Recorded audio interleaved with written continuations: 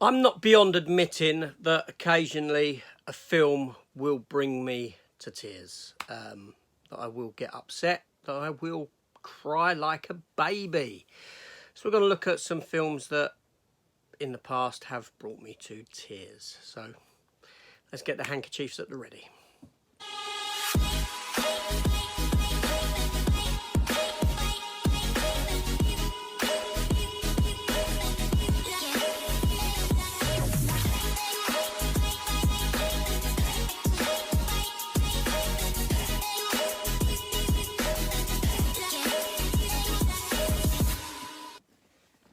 Okay, so welcome back to the channel, everyone, and welcome to this here video where I'm going to take a look at 5 films.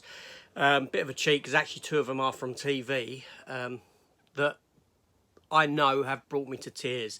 Now, there are a wealth of other films that would have done this, but these 5 here, or these 5 things, kind of stick with me. And there's no particular order in this. It isn't like the first one I reveal had less tears than the last one. You know, by the last one I was completely gushing. I was upset, or I was crying at a lot of these films here, or TV, like I said. So let's get into them, shall we? And like I said, no particular order. Also, while I'm doing this, hit the subscribe button, come join the channel. Also, down in the comments, let me know some of the films that have upset you, that have made you emotional and brought you to tears. So first off, I'm going to go with the 2 TV option before I get into film. So first up is this here, Doctor Who, the complete specials. Now, if you're a Doctor Who fan, you probably know where I am going with this. It's the departure of David Tennant. Now, when Doctor Who came back, made his revival back in 2005, I was fully invested. I certainly was. You know, I didn't think you could get any better than Christopher Eccleston. He was fantastic in the role, and then David Tennant stepped into it and he made this character his own. And you know, he's coming back again soon, and for good reason, because he certainly is one of the best Doctors ever committed to screen. He was fantastic in this. And when came the announcement that he would be leaving, you know, fans were in dismay, and I certainly was. And when it came to that last episode that he was in, where he was supported massively by Bernard Cribbins in that episode, I was in tears. We had the scene where Bernard Cribbins was in the box and David Tennant has his little rant about, I've got so much more to do, this is unfair and all this, and then swaps places with him and says it's his honour to do this. And then David Tennant's character goes on this goodbye journey where he sees all his past companions, and he kind of says goodbye to him, and it's building up this emotion as it's going, and you've got the Ood singing him his final song and this sort of a thing before he departs. Very, very sad. But the moment that gets me in that, the moment always gets me, is when he appears at Donna's wedding and he says his farewell to Bernard Cribbins. There's some distance apart, but he sends over this lottery ticket that's going to be a winning lottery ticket. We know that. And you know, Bernard Cribbins is at first happy to see him, but then realises that actually this is the final time that he's going to see him, and Bernard Cribbins gives him this little salute and blows him a kiss while conveying all this emotion in Bernard Cribbins. Bernard Cribbins is in tears, and what a fantastic actor Bernard Cribbins was. Hats off to him. You know, I love the guy, and it just conveyed exactly what the viewer that was invested felt at that moment, and you couldn't help but burst into tears yourself along with Bernard Cribbins. And I was one of those people, and my kids thought it was hilarious whenever this was watched on a rewatch. At these scenes, they wouldn't be watching him, they wouldn't be watching that, they'd be watching me, because they knew exactly what was going to happen, that they were going to see their father start bursting into tears over this bloody Doctor Who TV episode.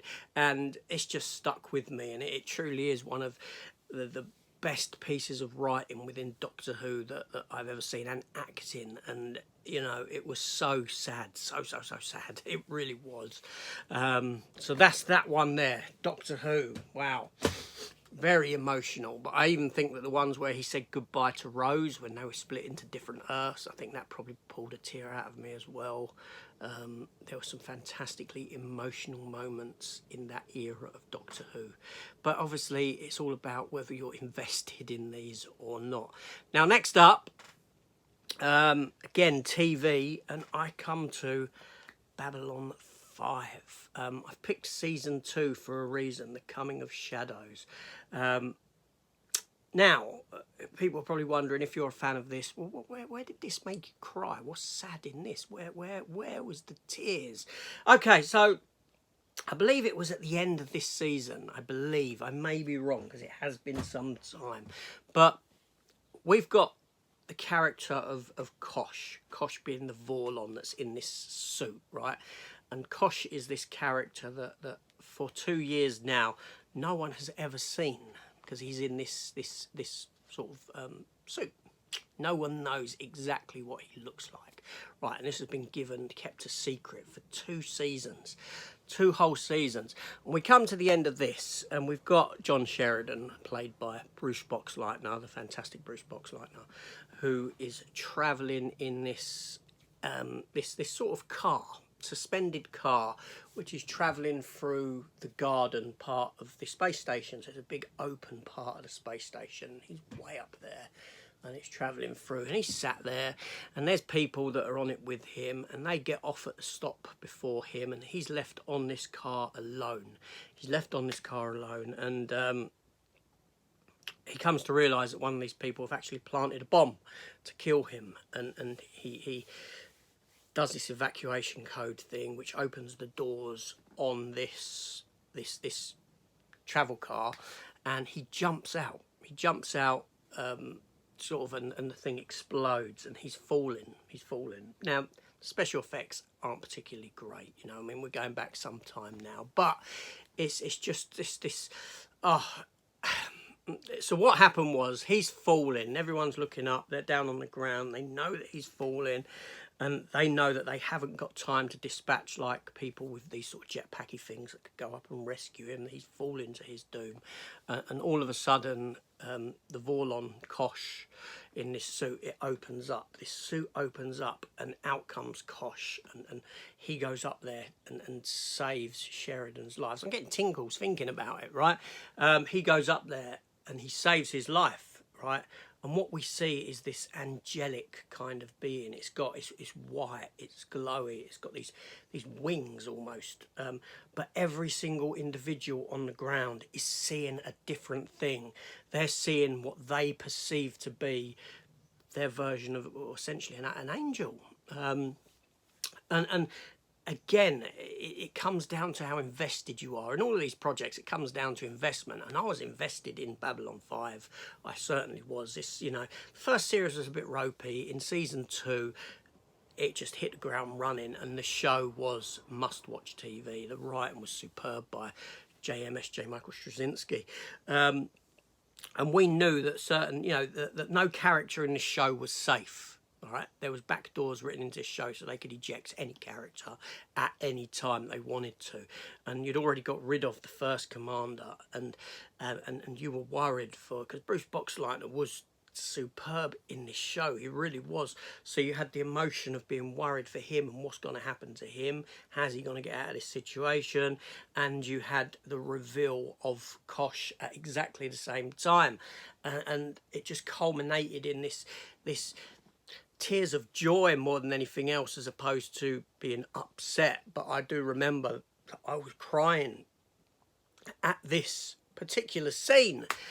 Boy, it was emotional. It was a roller coaster ride of emotion. It really was. And you know, you got the music that was playing at the time in that scene. It just all culminated for me in this moment of release of you know, I think it was one of them moments of obviously it wasn't a moment of upset. I think it was a moment of sheer relief. more than anything else, and that along with these other characters, we're seeing this thing that's been hidden for 2 years, and we're seeing it save the primary character of the show, who we've come to love over this one season. Because obviously Bruce Boxleitner wasn't in the first season of Babylon 5. It was Michael O'Hare, the late Michael O'Hare, who sadly passed away. And yeah, and wow, it was something special. It certainly was. So they're the 2 TV options. Now I've got 3 films I'm going to bring to you. I'm going to bring 3 films that made me cry like a baby. And I've got them here, with the exception of one, because one isn't available on Blu-ray, unfortunately. And I don't know if I have a DVD of it anywhere either. Anyway, so I'm going to have to put a picture up, aren't I? Mighty Joe Young. Yeah, Mighty Joe Young with Bill Paxton and Charlize Theron. Now, I know a lot of people don't like this film. I liked it. I you know, any film like this with a sort of you know, animal runs amok kind of, although it's a friendly ape. Do you know what I mean? I'm sort of invested in them. I like them. And I do like this film. It's a shame we ain't got Blu-ray. It's Disney, isn't it? That's why. Probably available in the Disney Club over in America, which is out of the realm of me getting. But there we go. So yeah, this was a really, really good film. I've not seen it in a long time. But what I remember is at the end of the film, there's this scene where Joe, the ape, they're at a fairground and this fire's begun, all this sort of thing, and there's this wheel, Ferris wheel, that's about to collapse, or it's on fire, and there's this little boy stuck at the top of this Ferris wheel, and even though things are exploding, all this sort of thing, Joe, the ape, and the police are after him. The police want to shoot the monkey at this point. This sort of thing, gorilla. It's a gorilla, not a monkey. Come on, it's an ape. And Joe climbs up this Ferris wheel. He's climbing up. He gets the little boy out in his hands. And he's holding him, and there's other explosions, and the cables start breaking. This Ferris wheel starts to tip, and the Ferris wheel falls with Joe on it, and you know, bang, it hits the ground, and it looks like the monkey is dead. I keep calling it a monkey. It's an ape. It's a gorilla, an oversized gorilla. So it looks like the gorilla Joe is dead, and at this point, you know, I've not seen the original Mighty Joe Young. I know there's an original version. And again, it's just brought out this raw emotion in me that I'm now like, I'm in tears. I'm crying my eyes out. It's because this computer animated ape or man in the suit type of thing is dead. You know, and wow, it's just, I don't know. It just, and again, it just shows the investment for me in that film, and that you know, that character that could do that to me. Yes, Mighty Joe Young, there we go. So next up is a film that's come out very recently, a film that in this country they neglected to give us on Blu-ray. They only gave us a DVD of it, which is disgusting. It's criminal, especially because how good this film is. This is a film that very likely will make it into my top 10 movies of the year. I do have a Blu-ray for it. I imported it from Germany. Tom Hanks in A Man Named Otto. Yes, now I know this is a remake of a film as well. I've not seen the original. But, again, this film at the end, I won't give away anything. I'm not going to talk spoilers or anything because this is a new film and you may not have seen it and may wish to watch it. But just know that by the end of this film, going on a journey with this character, I was crying my eyes out. I sat there with the wife watching it, and I was crying my eyes out at the end of this movie. That's all I'm going to say. I'm not going to mention anything about the plot of the film or anything. Seriously, all I can say is this: I recommend this film for you to go and watch. Tom Hanks, because you know you're going to get something good with Tom Hanks anyway. Very rare does he make anything that's dross, and he always gives a fantastic performance. And you've just got a very, very likeable character that you come to love throughout the story of this film. The ending I won't share, or any plot points. That's it. So I'm going to speak about my last film now, and you know, you've probably looking at this video and you've noticed over my left shoulder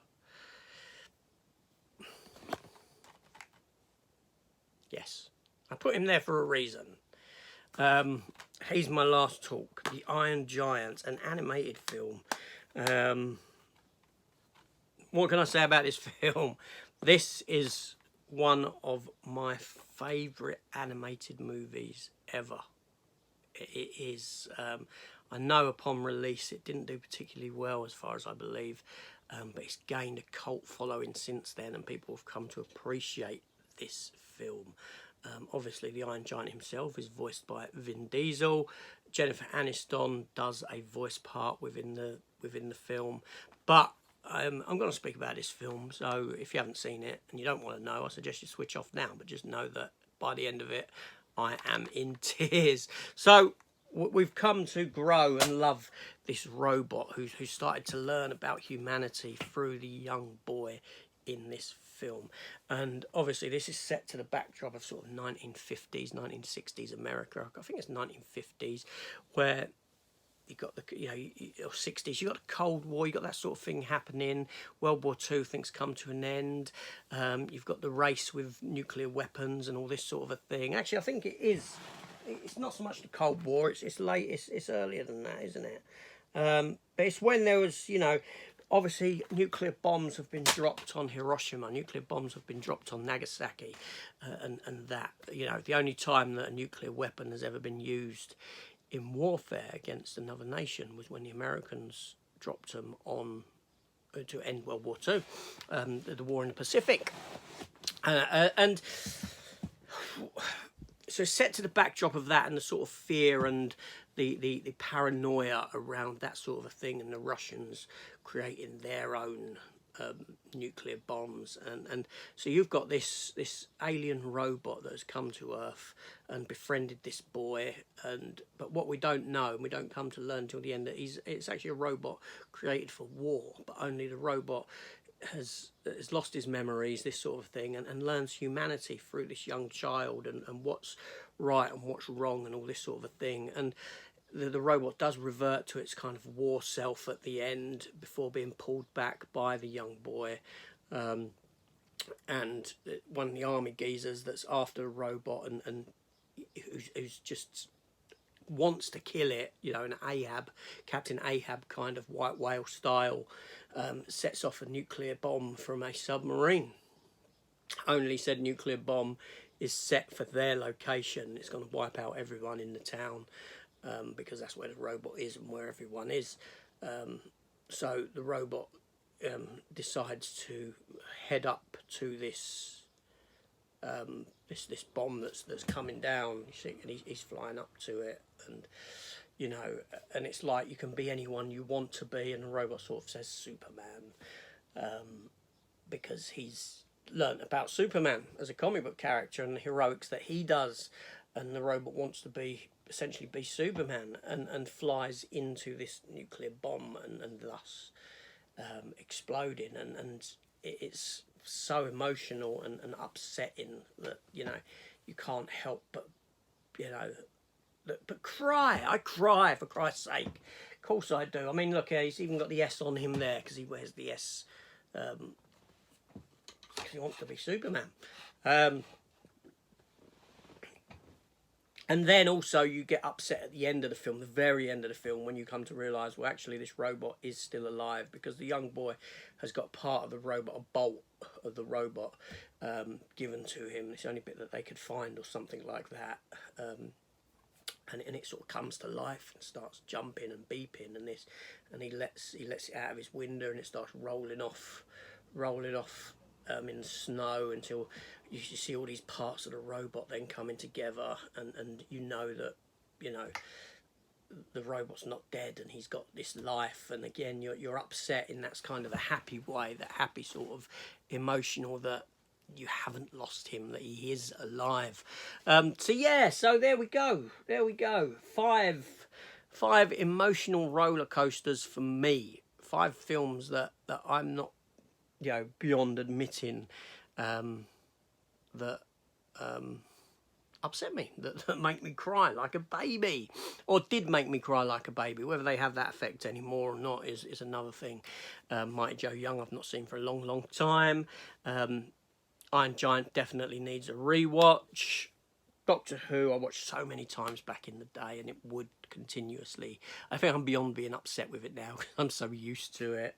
Babylon 5 I ain't visited for a long time, and Man Called Otto's only been the one watch, which was obviously pretty recent. But yes, so I want to know your emotional secrets, your emotional weaknesses when it comes to film or TV. Let me know in the comments down below those projects, those big screen projects that bring you a tear or two. Let's talk